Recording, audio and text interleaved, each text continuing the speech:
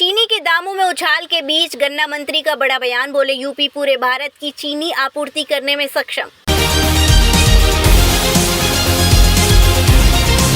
उत्तर प्रदेश में चीनी के दामों में अचानक आई तेजी के बीच प्रदेश सरकार ने जमाखोरी और मुनाफाखोरी के खिलाफ सख्त रुख अपनाया है।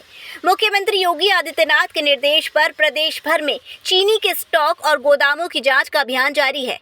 पश्चिमी उत्तर प्रदेश के कई जिलों में प्रशासन और संबंधित विभागों की टीमें गोदामों पर पहुंचकर चीनी के भंडारण और स्टॉक का सत्यापन कर रही हैं।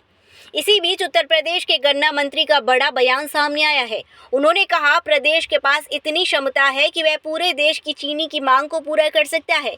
मंत्री ने साफ किया कि प्रदेश में चीनी की कोई वास्तविक कमी नहीं है। ऐसे में कृत्रिम रूप से कमी पैदा कर कीमतें बढ़ाने वालों पर सरकार की नजर है। ये भ्रम पैदा किया जा रहा है।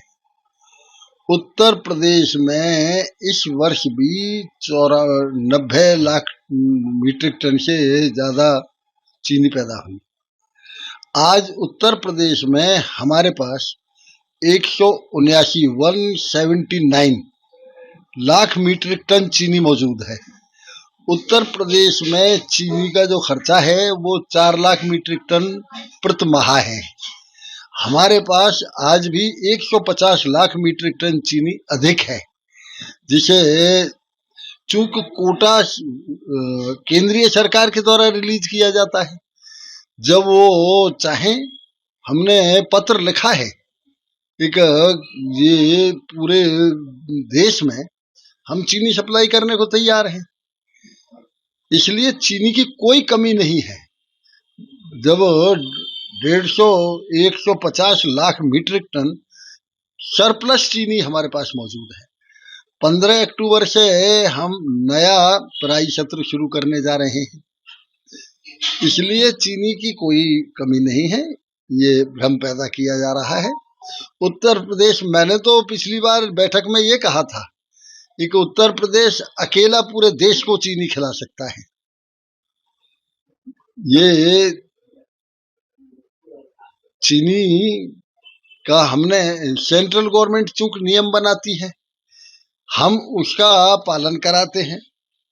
अब अभी केंद्र सरकार द्वारा, भारत सरकार के द्वारा एक जारी की गई है नियमावली, जिसमें 30 दिन से अधिक अवधि का कोई भी स्टॉक भंडारण नहीं होगा। 400 टन से अधिक का स्टॉक कोई चीनी डीलर नहीं करेगा, 400 टन से अधिक।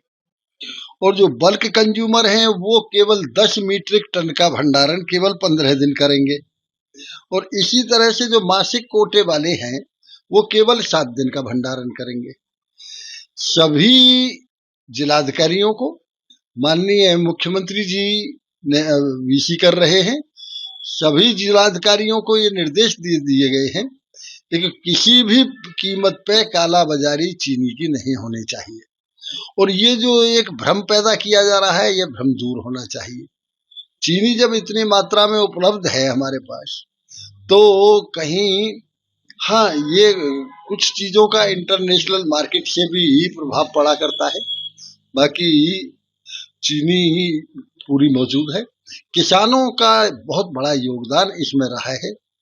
चीनी की पैदावार को बढ़ाने के लिए मैं उन्हें बहुत धन्यवाद देता हूं। और उसका एक कारण भी रहा है। 2002 से लेके 2017 तक 15 साल में 1,47,000 करोड़ का पेमेंट हुआ था 15 वर्ष में किसानों का, गन्ने का। और आदरणीय मुख्यमंत्री जी के नेतृत्व में हमने 3,25,000 करोड़ का पेमेंट डायरेक्ट किसानों के खाते में 9 साल में किया है।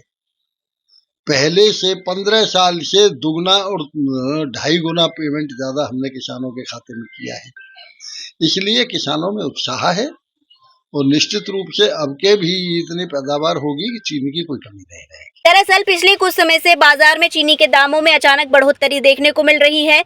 सरकार को आशंका है कि कुछ कारोबारी और जमाखोर बड़ी मात्रा में चीनी का स्टॉक कर बाजार में कृत्रिम कमी पैदा कर रहे हैं। इसी को देखते हुए मुख्यमंत्री योगी आदित्यनाथ ने अधिकारियों को सख्त कार्रवाई के निर्देश दिए हैं।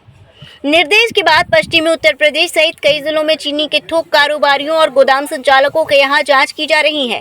टीमों द्वारा स्टॉक रजिस्टर, खरीद बिक्री का रिकॉर्ड और गोदाम में मौजूद चीनी की वास्तविक मात्रा का मिलान भी किया जा रहा है। सरकार का कहना है कि जमाखोरी और मुनाफाखोरी किसी भी कीमत पर बर्दाश्त नहीं की जाएगी। जांच के दौरान अनियमितता मिलने पर संबंधित कारोबारियों के खिलाफ नियमानुसार कार्रवाई की जाएगी। क्या वजह है कि चीनी के दाम इतने बढ़ गए हैं? चीनी की वजह कोई समझ में नहीं आ रही, लेकिन सही मायने में त्योहार के सीजन पर चीनी का बढ़ना हम लोगों के लिए बहुत कष्टकारी है, क्योंकि ग्राहक को कष्ट होता है तो हमको पहले कष्ट होता है। मध्य में क्या होता है कि माल ज़्यादा बिकता है, इस समय क्या बैठे हुए हैं, त्योहार का सीजन है, खाली है, काम नहीं है, तो इसको भी सरकार की एक विफलता ही माना जाएगा। सरकार तो ये कह रही है कि हमारे पास 1,79,000 मीट्रिक टन चीनी है और हम पूरे भारत को सप्लाई कर सकते हैं। गन्ना मंत्री का स्टेटमेंट भी आया है। ऐसे में मुनाफाखोर जो है, जमाखोर हैं, ये फ़ायदा उठा रही हैं। सरकार का ऐसा मानना है, क्या कहेंगे आप? इसको भी तो सरकार की विफलता माना जाएगा कि जो कालाबाजारी कर रहे हैं उसके चक्कर में हम छोटे दुकानदार मर जाते हैं। आज तेज चीनी खरीद लेंगे और कल जब मद्दा हो जाएगा तो हम तो मारे जाएंगे, हमारी चीनी बिकेगी नहीं। हमको इस समय भी नुकसान है और जब बेचेंगे तब भी नुकसान रहेगा।